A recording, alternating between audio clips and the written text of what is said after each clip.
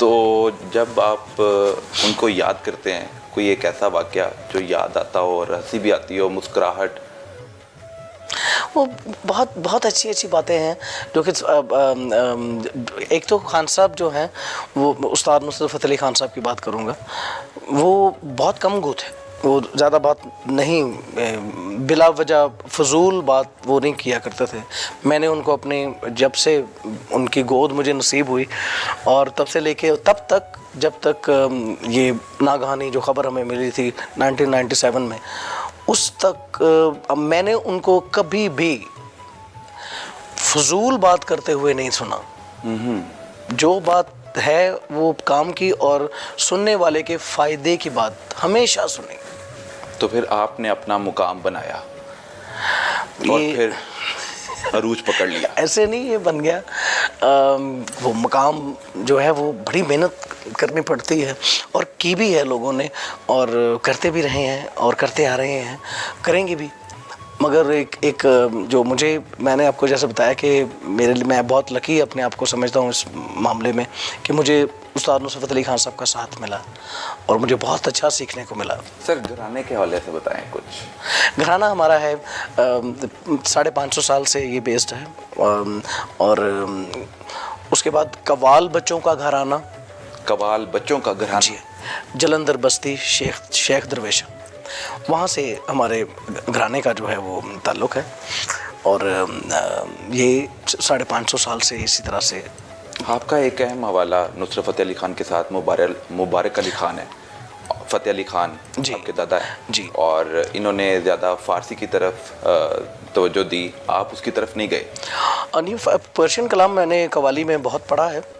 जो ज़रूरी जो कवाल है उसके लिए तो बहुत ज़रूरी है मुताला करना, और जो ख़ास तौर पे पर्शियन का मुताला करना और उसकी जो लिखी हुई जो अक़वाल ज़री हैं, उनमें से जो बुज़ुर्गान दीन है, जैसे ख्वाजा मोइनुद्दीन चिश्ती रहमतुल्लाह अलैह, उनके जो मुरीद हैं ख्वाजा कुतुबुद्दीन बख्तियार काकी, उनके मुरीद हज़रत बाबा फरीदुद्दीन शकरगंज सरकार, उनके मुरीद ख्वाजा निजामुद्दीन औलिया और हज़ूर साबर पाक, ये इनका कलाम जो है, और हज़रत अमीर खुसरो का जो कलाम है, इसी तरह से सूफिया कराम का जो कलाम है जिन्होंने पर्शियन लैंग्वेज में लिखा, हमें कवालों को वो अज़बर याद होना चाहिए।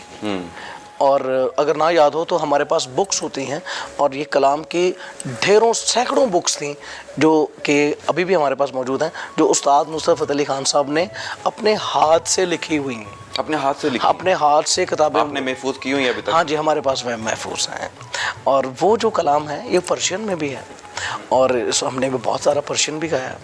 तो आपने सुरों से सुर मिलाए और दांत लिए बगैर नहीं रहे, तो कुछ हो जाए ईद के मौके पर? ईद का मौका है, बड़ा एक जो रोमांटिक सॉन्ग जो है वो मैं पेश करता हूँ। ओ धागे तोड़ लाओ चांदनी से नूर के, घूंघट ही बना लो रोशनी से नूर के, शर्मा गई तो आगोश में लो, सांसों से उलझी रहे मेरी सांसें, बोलना हल्के हल्के, बोलना हल्के हल्के, होंठ से हल्के हल्के, बोलना हल्के। क्या बात है, थैंक यू वेरी मच। आपको विरसा में क्लासिक मौसीकी मिली, लेकिन आप पॉप म्यूजिक की तरफ चले गए? नॉट रियली, मैं जो है वो पूरे का पूरा पॉप में बिल्कुल भी नहीं गया हूँ। जो जिस तरह से हमें एक अपॉर्चुनिटी मिलती है, एक असाइनमेंट होती है, वो फुलफ़िल करते हैं। कि जैसे एक फ़िल्म का प्रोजेक्ट है, उसमें क्लासिकल गायकी भी कभी कभार आ जाती है, आप आलाप करिए, तो वो हमें राग में ही आलाप करने होते हैं, तो वो राग में ही हम आलाप करते हैं।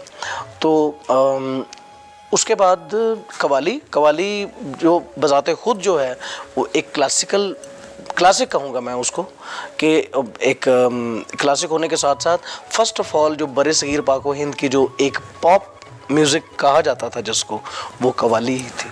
ज़बरदस्त। जो कि आज उसकी वो ट्रांसफॉर्मेशन जो है वो उसकी हो चुकी है अलग अलग अंदाज में। जैसे कि मेरे ज़रिए वो कवाली का जो अंदाज़ है वो अलाप की शक्ल में आ चुका हुआ है, और आवाज़ बजाते खुद जो है एक कव्वाल की जो है वो उसमें से कवाली कभी भी आउट नहीं हो सकती है, चाहे वो कुछ भी गाए। बिल्कुल ठीक है। तो सर जब आप इंडिया जाते हैं तो आपकी एक के बाद एक कवाली हिट जा रही होती है, खुशी के लम्हात आज ईद के मौका पर हमसे शेयर कीजिए। मेरे रश के कमर तूने पहली नजर जब नजर से मिलाई मजा आ गया, बर्क सी गिर गई काम ही कर गई, आग ऐसी लगाई मजा आ गया। मज़ा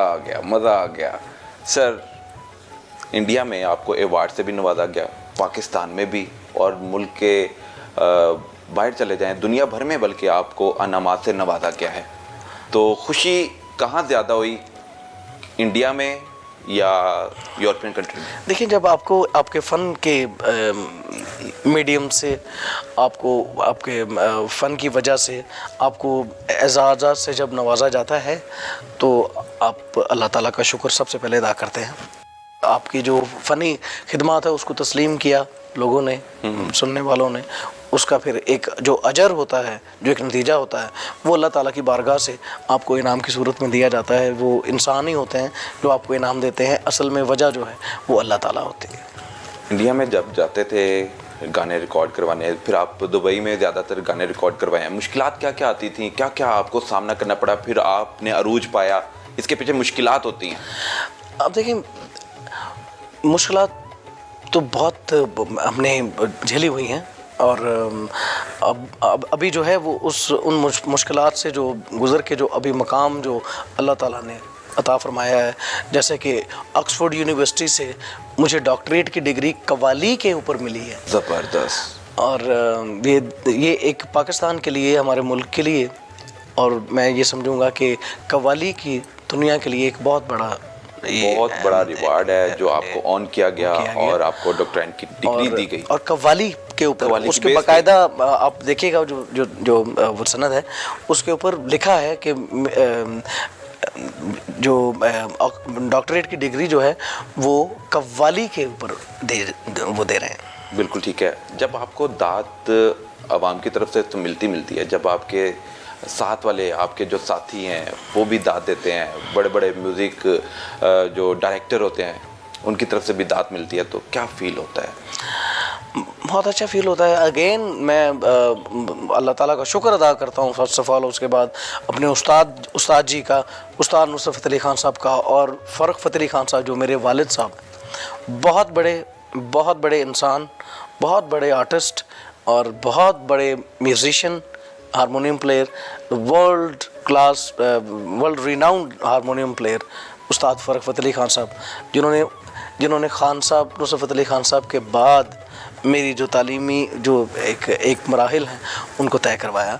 वो मैं उनका शुक्रिया अदा करता हूँ कि मुझे इतना अच्छा उन्हीं की बदौलत आज आपको ये मुकाम मिला है।